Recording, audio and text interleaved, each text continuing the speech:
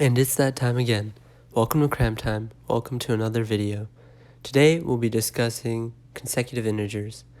This is CramTime, so feel free to set this video to 1.5 or 2 times speed. That being said, let's hop right into it. This should be a relatively quick lesson. A consecutive integer is exactly what the term is describing it as.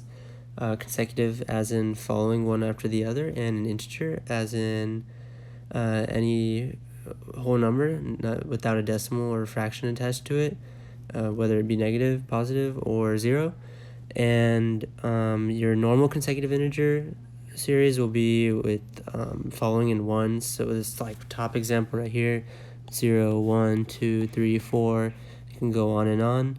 Whereas you have your consecutive even numbers where you're adding 2 and you're going from 0 to 2 to 4 to 6 to 8, and or you can have consecutive odd numbers where obviously you're going from 1 to 3 to 5 to 7 to 9. This is a very, very simple concept, but an application is a little more difficult, so we'll take a look at some word problems and then we'll go from there. Okay, so the way that these consecutive integer problems are structured are that they're gonna give you a sum of a certain number of 3 numbers combined usually, and they'll give you the sum. They'll ask you for the 3 consecutive numbers that add up to that sum. So in that case, the way you go about it is that, say we have this problem here where the sum is equal to 123. The way we want to go about it is understand that we have to have consecutive numbers, so we want to have a number n followed by the next number n plus 1 followed by another number n plus 2.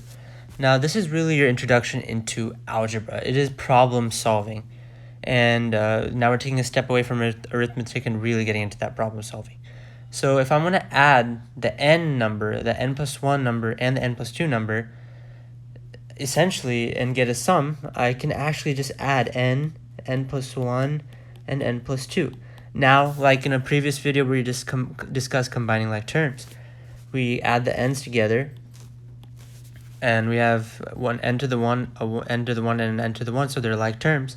Each of them have a coefficient of 1, so n plus n is 3n, and then 1 plus 2, they're both constants, is equal to 3, so it's 3n plus 3.